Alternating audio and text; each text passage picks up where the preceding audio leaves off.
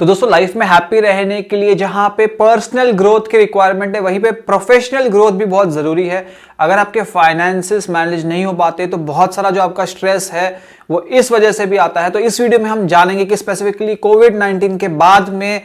अगर आपका बिजनेस नहीं चल रहा है या आपका बिजनेस ग्रो नहीं हो रहा है और वो क्यों ग्रो नहीं हो रहा है और आपको उसके लिए क्या करना चाहिए। दोस्तों मेरा नाम है गुरप्रीत सिंह महक लाइफ को। चलिए इस वीडियो को शुरू करते हैं। एक स्टडी के हिसाब से बिजनेस के ग्रोथ के अलग अलग फेजेस है और खासकर देखा गया कि बहुत सारे लोग और मैक्सिमम लोग जो है 50% के ऊपर लोग हैं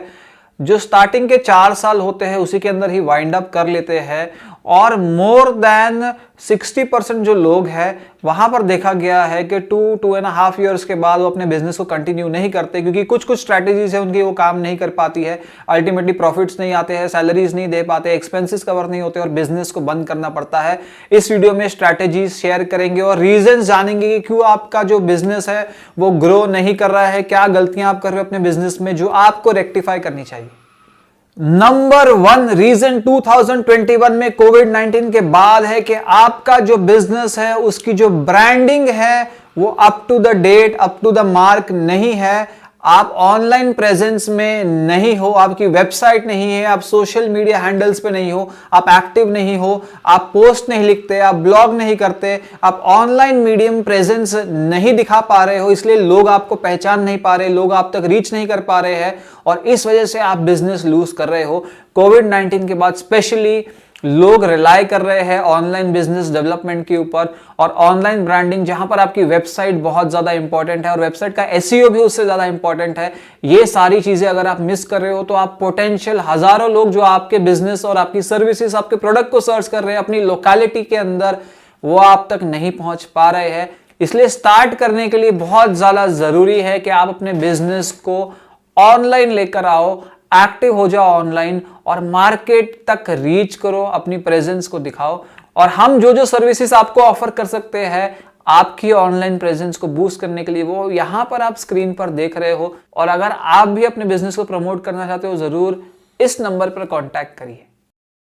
दूसरा रीजन है कि आपका बिजनेस फेल हो रहा है कि आपने सेट नहीं किया है कोई पर्टिकुलर गोल कि आप अपने आप को कैसा देखना चाहते हो, कि आप अपने आप को किस तरह आपकी पहचान बनाना चाहते हो, कि आपके प्रोडक्ट और सर्विस को लेकर लोग आपको किस तरह जाने, या आपका जो एंड गोल है वो क्या होना चाहिए। अगर आपका सिर्फ यही गोल है कि बिजनेस चलता रहे, सैलरीज दे पा रहे हो, एक्सपेंसेस जाते रहे और एक नॉमिनल इनकम आती रहे या ब्रेक इवन हो जाए, तो इसका मतलब ये नहीं है कि आप क्लैरिटी के साथ अपने गोल्स को मेंशन नहीं कर रहे हो कि एग्जैक्टली आपको क्या चाहिए। शॉर्ट टर्म आपके गोल्स क्या है, 6 मंथली गोल्स क्या है, ईयरली गोल्स क्या है, 5 ईयरली गोल्स क्या है, आपने कुछ भी मेंशन नहीं किया है। आप सिर्फ फ्लो में जा रहे हो, जैसा चल रहा है वैसा चलने दे रहे हो। आप कोई स्ट्रैटेजी प्लान नहीं कर रहे हो कि आपको एग्जैक्टली किस लेवल का बिजनेस ग्रोथ चाहिए, इसलिए आपका बिजनेस फेल कर रहा है। तीसरा रीजन कि आपका बिजनेस फेल कर रहा है वो ये है कि आप एलोकेट नहीं कर रहे हो कैपिटल या रिसोर्सेज अपने बिजनेस ग्रोथ के लिए। जो आपने फर्स्ट टाइम इन्वेस्टमेंट किया था अपने बिजनेस के अंदर, वही जो आपका अमाउंट है वो आगे कैरी फॉरवर्ड हो रहा है और आपके जो इन्वेस्टमेंट आपके बढ़ नहीं रहे हैं। आप अपने बिजनेस के गोल्स को अचीव करने के लिए कोई और अमाउंट इन्वेस्ट नहीं कर रहे हो। इनफैक्ट जो आपकी सेविंग्स भी है आप उसमें से भी कुछ इन्वेस्ट नहीं कर रहे हो। इसलिए अगर आप कंटिन्यूअसली अपने बिजनेस को ड्राई रखोगे, बिना कोई इन्वेस्टमेंट के रखोगे, तो स्लोली एंड स्टेडीली आप खुद देखोगे कि आपके प्रॉफिट्स डिक्लाइन होने लग जाएंगे, आपकी सेल्स कम हो जाएगी क्योंकि आपके पास कोई स्ट्रैटेजी नहीं होगी और आपके इतने सारे कॉम्पिटिटर्स हैं जो कुछ बेहतर कर रहे हैं, जो कुछ अलग कर रहे हैं आपसे, जहां पर आप उनको मैचअप नहीं कर पाओगे। चौथा रीजन आपका बिजनेस फेल करने का है कि आपका बिजनेस उतना ही बड़ा है जितने के आपके एम्प्लॉइज है और जितनी उनकी क्वालिफिकेशन है और जितनी उनकी ट्रेनिंग है और जितनी उनकी एक्सपर्टाइज है और जो भी उनका टैलेंट है। और अगर आपने जो ऐसे लोगों को रखा है जो टैलेंटेड नहीं है या धीरे धीरे आपकी कंपनी में बहुत साल से काम करते करते उनका टैलेंट डिक्लाइन हो गया है या वो कुछ नया नहीं कर पा रहे हैं आपकी कंपनी के अंदर, कुछ वैल्यू ऐड नहीं कर पा रहे हैं, सेल्स नहीं लेके आ पा रहे हैं, आपकी कंपनी को बेटर लेवल पर नहीं लेके जा पा रहे हैं, पर आप फिर भी उनके साथ कंटिन्यू कर रहे हो क्योंकि आपका कंफर्ट जोन है, आप इतने साल से उनके साथ हो, तो इसका मतलब है कि अगर आपका जो मैन पावर, आपका रिसोर्सेस है वो आपके ऊपर लायबिलिटी बन गया है और वो आपको ग्रोथ की तरफ नहीं लेके जा रहा है, कुछ नई स्ट्रैटेजी नहीं ला रहा है, कुछ क्रिएटिव नहीं हो रहे हैं, सिर्फ सैलरी ले रहे हैं, तो ये भी एक बहुत बड़ा रीजन है आपके बिजनेस के फेल होने का।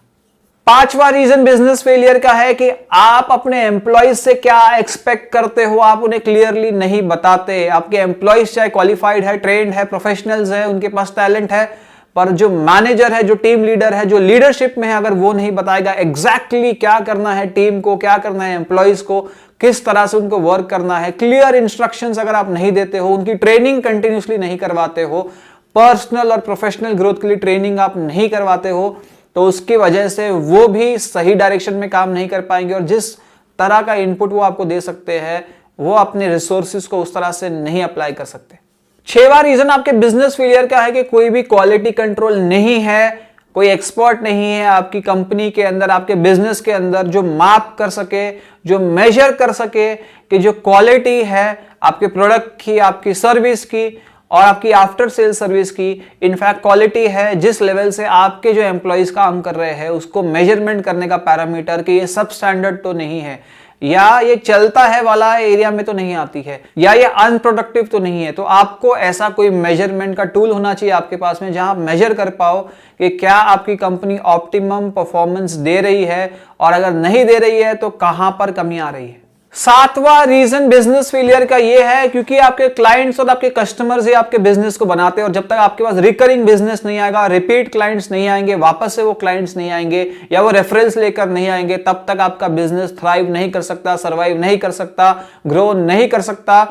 और अगर आप अपने क्लाइंट्स को सब स्टैंडर्ड सर्विस दे रहे हो या क्वालिटी प्रोडक्ट नहीं दे रहे हो या आप उन्हें बैड सर्विस दे रहे हो, आप उन्हें कंप्लेन का मौका दे रहे हो, आप रेक्टिफाई नहीं कर रहे हो जो आपके एरर्स है, तो आप खो रहे हो उस क्लाइंट को भी, फ्यूचर बिजनेस जो उसके साथ आ रहा है और वो और जो 10 पर्सन्स को आपके साथ रिकमेंड कर सकता था, आपको रेफर कर सकता था, उनको भी आप खो रहे हो। तो अगर आप ये सोचते हो कि मोमेंटरीली प्रॉफिट कमा के, सर्विस देकर, टेम्पररीली आज के बारे में सिर्फ सोच के कि आज की सेल के बारे में सोच के और फ्यूचर में उस क्लाइंट के बारे में ना सोचते हुए कि फ्यूचर में वो रिटर्न आए ना आए, मुझे क्या लेना देना, इस तरह से आप अपने फ्यूचर की पोटेंशियल को, रिपीट कस्टमर्स को, बिजनेस ग्रोथ को बिल्कुल ही अवॉइड कर रहे हो और साथ में अपने लिए एक बैड रेपुटेशन भी अर्न कर रहे हो मार्केट में।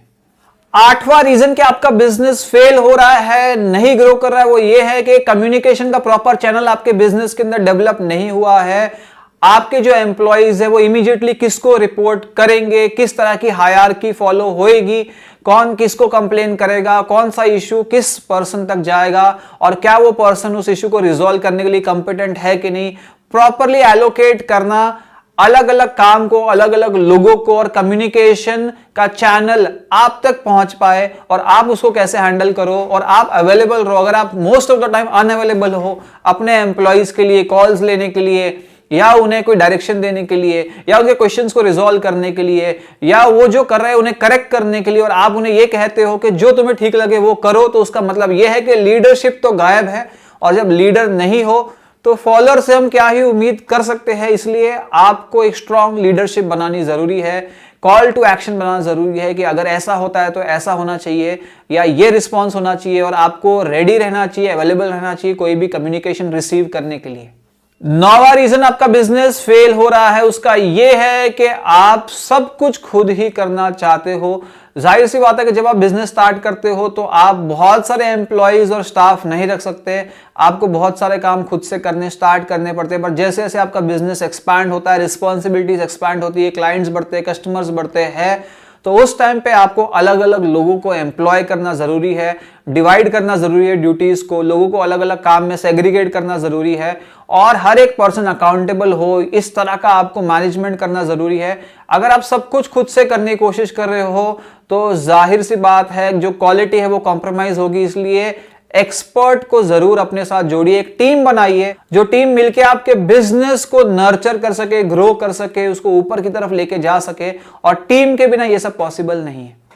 10वां और आखिरी रीजन जिसकी वजह से आपका बिजनेस फेल हो रहा है, इसके बाद एक और रीजन, बोनस रीजन आपसे शेयर करूंगा, पर 10वां रीजन ये है कि आपके पास कोई स्ट्रैटेजिकली प्लान नहीं है आपकी मार्केटिंग का। आपका बिजनेस लोगों की नजर में आए, वो उन्हें जाने, उसके लिए जरूरी है कि आपको पता चले कि क्या आपके क्लाइंट्स लोकल क्लाइंट्स है कि ग्लोबल क्लाइंट्स है कि नेशनल लेवल पर है, और उन क्लाइंट्स तक आप कैसे पहुंचोगे, कैसे वो आपको जानेंगे, आपकी सर्विसेज को जानेंगे। और जैसे मैंने पहला इंपॉर्टेंट पॉइंट बोला था कि आज की डेट में online social media, online presence और जितने भी मार्केटिंग टेक्निक्स है, जो रिक्वायरमेंट है, जहां से आप लीड्स ले सकते हो, ऑफलाइन मार्केटिंग भी है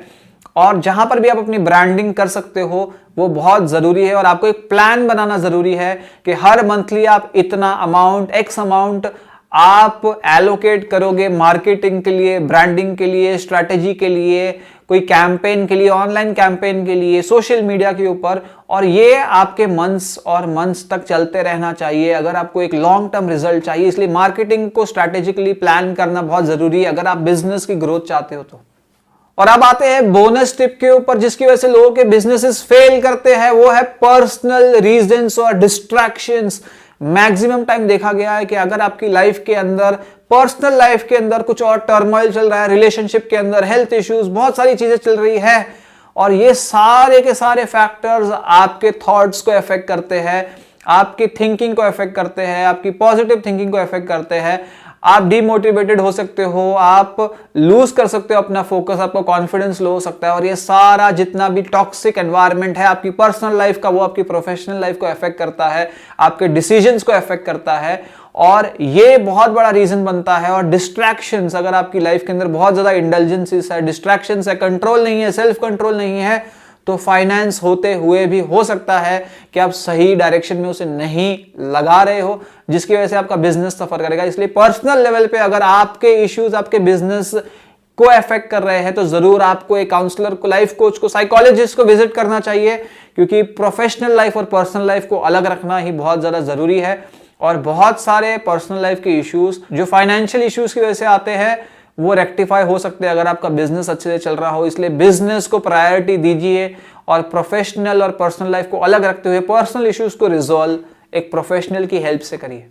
तो दोस्तों ये वीडियो था, इतना ही। अगर आपको वीडियो पसंद आया लाइक करिए, कमेंट करिए, शेयर करिए, सब्सक्राइब करिए चैनल को और देखते रहिए लाइफ कोच।